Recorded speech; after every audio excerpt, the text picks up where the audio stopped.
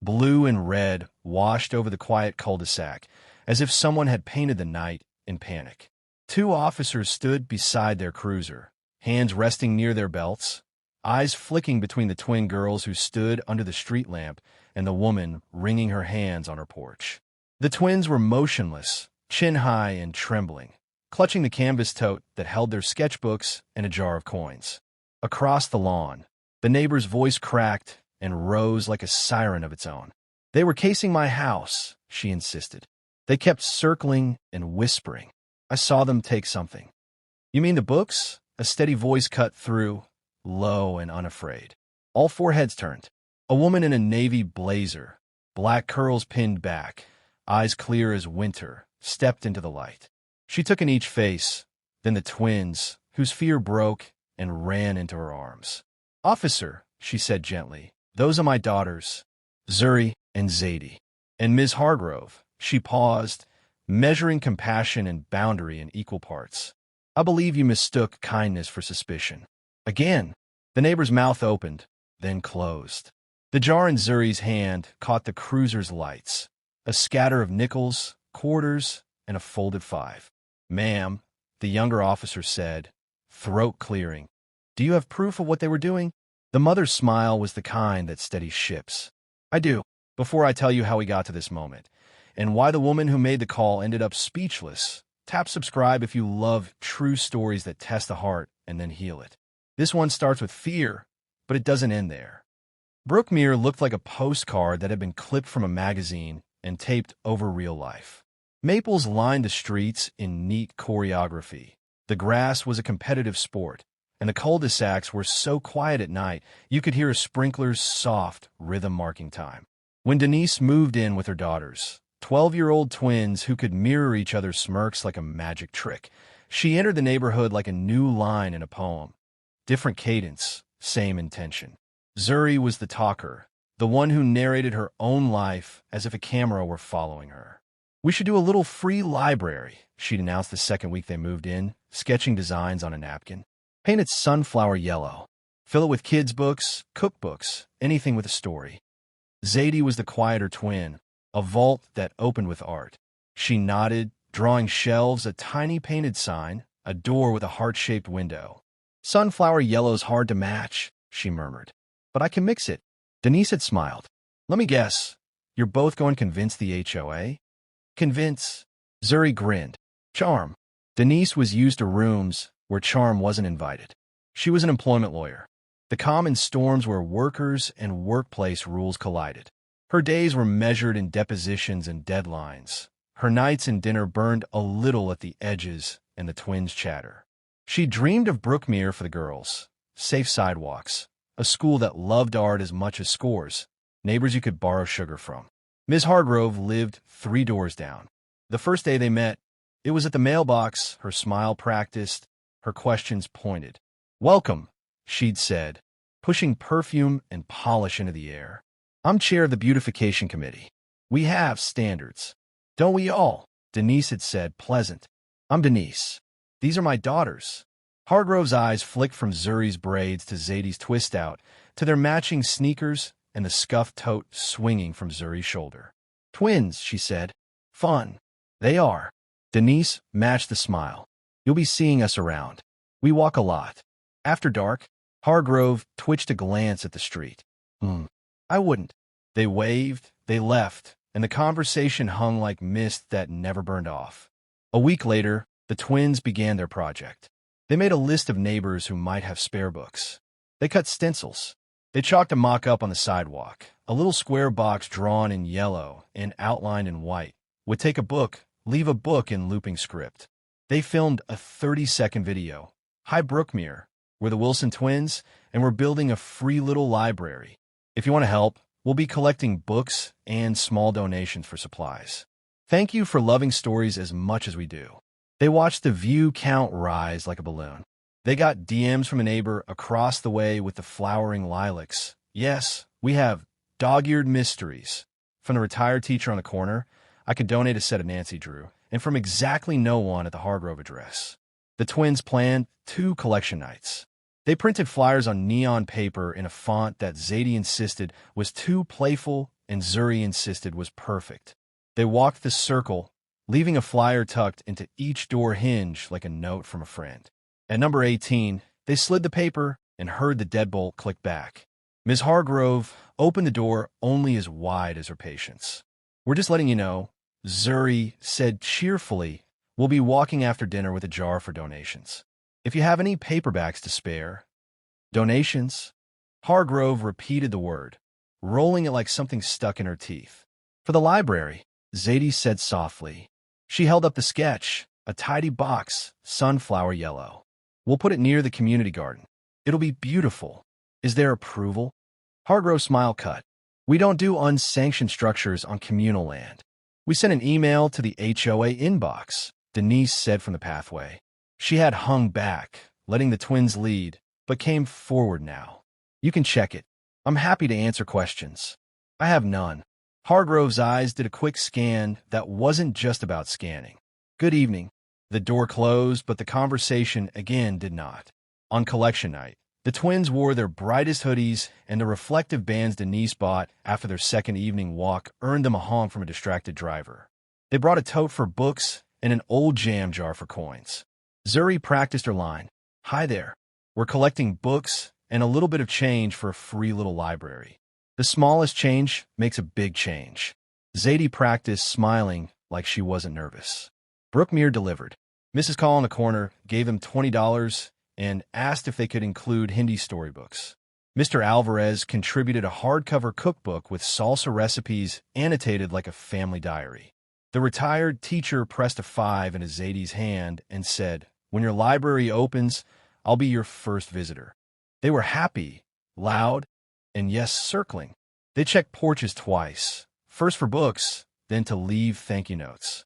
They whispered, counting how many more donations until they could buy cedar planks and a little glass window.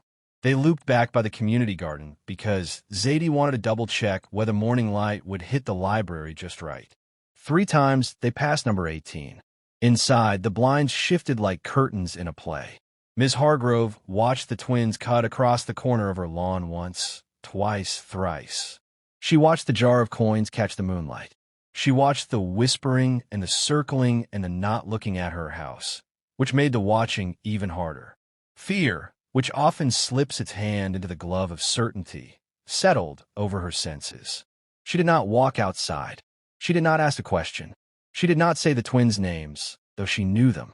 She dialed. "There are 2 girls," she whispered when the operator answered. "They're out late. They keep passing my house, and I think they're stealing." The word opened something ancient in the street and let out. The officers arrived 6 minutes later, lights quiet, engine low. The first question was crisp. "Hi there. Can you step over here a moment?" The twins obeyed, their upbringings perfectly visible. Hands visible, voices steady. "Yes, sir. We live right there. We're building a library." The jar sat between their sneakers, an accidental proof that looked like evidence if your eyes wanted it to. "What did you take from Miss Hargrove's porch?" the older officer asked, pen ready. "Just a book," Zuri said, then winced. "I mean, she had a box outside earlier that said free reads, but it was probably from earlier, and we weren't sure in." "Show us," the younger one said, kind but careful. They emptied the tote, cookbooks, mysteries, a children's Bible with a cracked spine. Zadie's sketchbook slipped out, pages folded to the drawing of the yellow library. The older officer's pen paused. "Girls," he began, the word itself a choice. "Officer." Denise's voice crossed the lawn where she'd arrived unseen, the way mothers do when the hairs on their arms lift and tell them to move. "There's been a mistake." The twins ran to her, and their bodies said what their mouths had been too brave to show. They were scared.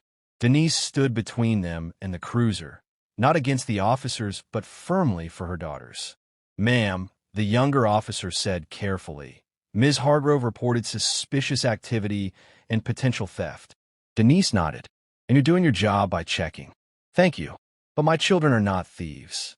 "That book? I placed it on Ms. Hargrove's porch this afternoon as part of our neighborhood book swap. There's a note inside the cover." She held out her phone, screen bright. The camera feed from their doorbell showed time-stamped clips. The twins loading the tote with donations from the Lilac House. Denise herself walking up Miss Hargrove's steps at 3:47 p.m., leaving a paperback with a sticky note reading, "For the swap box, Denise for number 12. The twins passing by at 8:03 p.m., Zadie hesitating, then picking up the book with the shy reverence of someone asking, "Is this okay?" The camera caught her, leaving a second sticky note.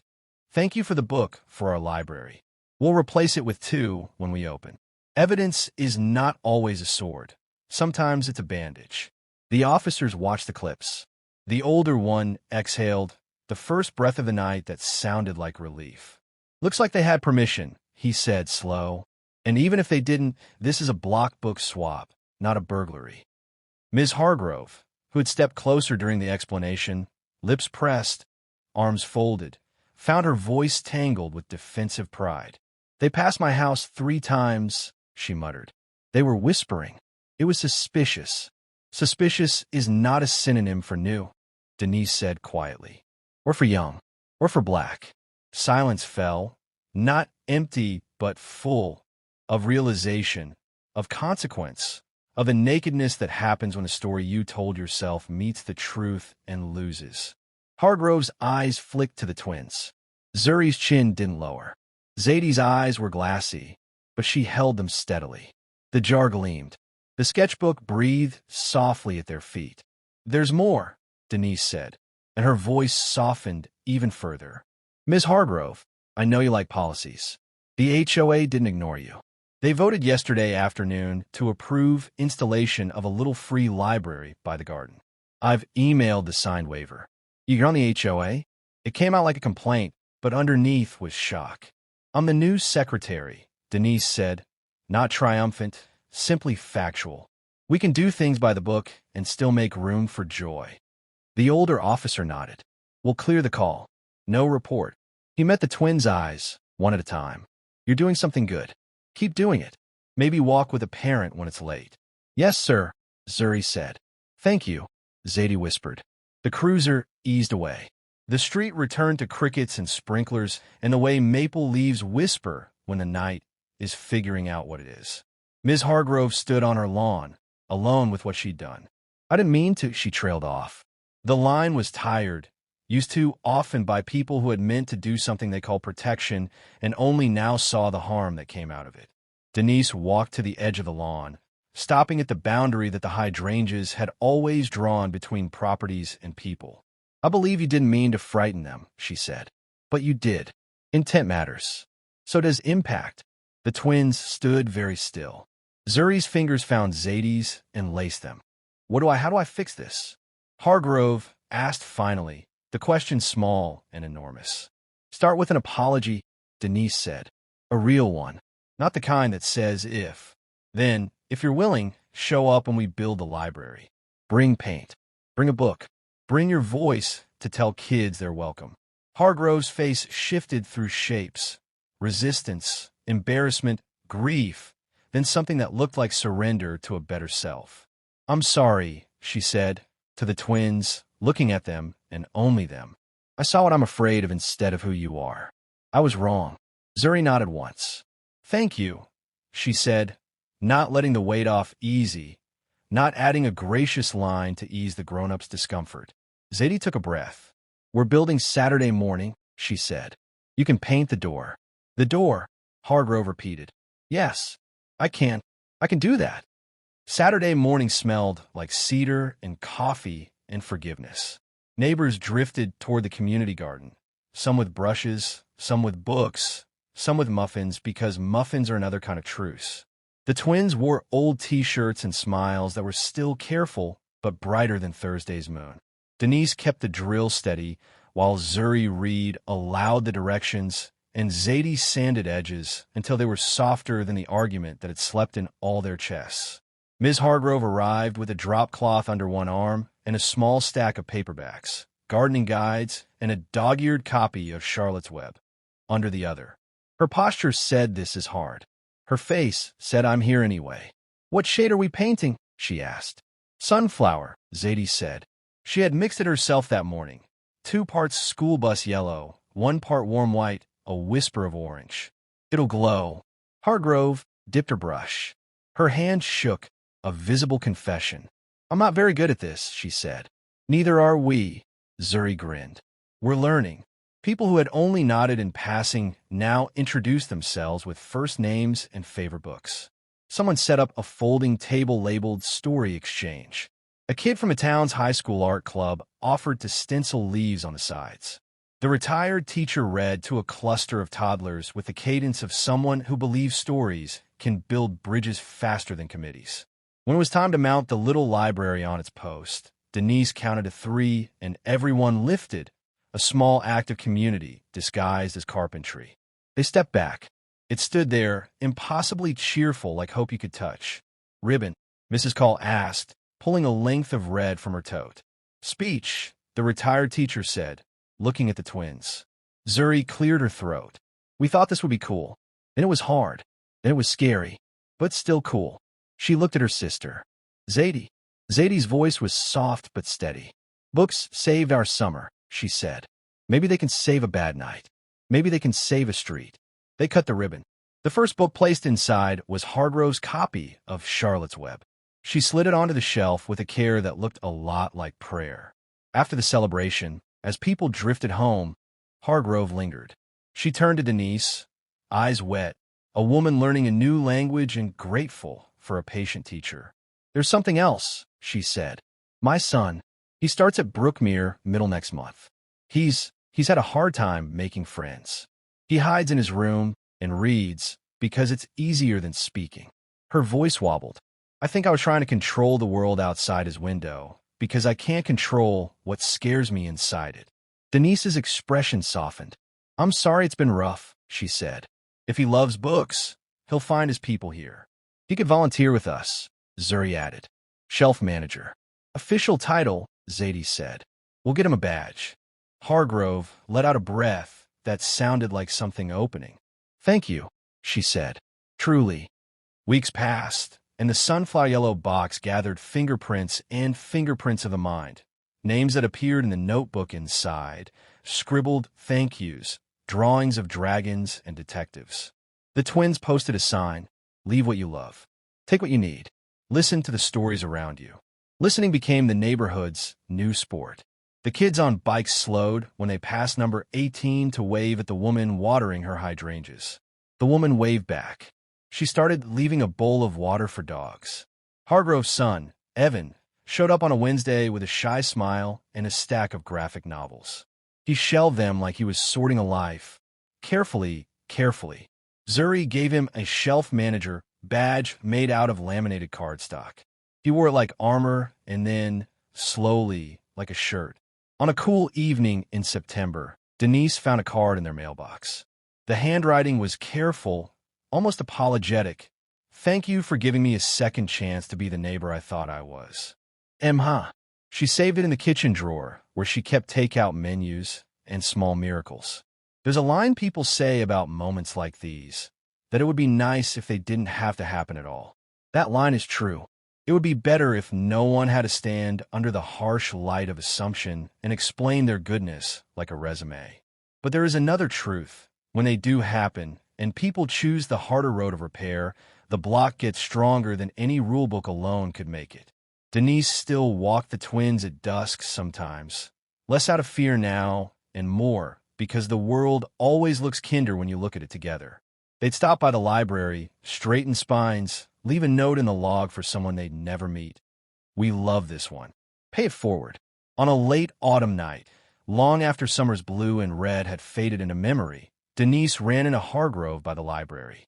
The air smelled like wood smoke and cold apples. They stood side by side for a minute, reading the titles like names of old friends. "I resigned the beautification chair," Hargrove said without prompting. "Joined a welcome committee." Denise smiled. "That's beautiful. I'm better at hello than I am at no," she admitted. "At least I want to be." "So do we," Denise said. "Every day." They didn't hug. They didn't need to. The library stood between them, yellow and stubborn and full of second chances. If you felt your chest tighten at the flashing lights, if you've ever been misjudged or been the one to misjudge, you know this. Courage isn't only running toward danger. Sometimes it's staying put when your reflex is to run, to the phone, to your corner, to your version of the story. Sometimes courage is a deep breath and a better question. Who are you? What are you building? How can I help? Before you go, if stories like this remind you that neighborhoods and hearts can change, subscribe for more. Share this with someone who needs a reason to believe in repair. And tell me in the comments, what little library could you build where you live? Not a box of books necessarily, but a small, bright thing that helps people listen to one another.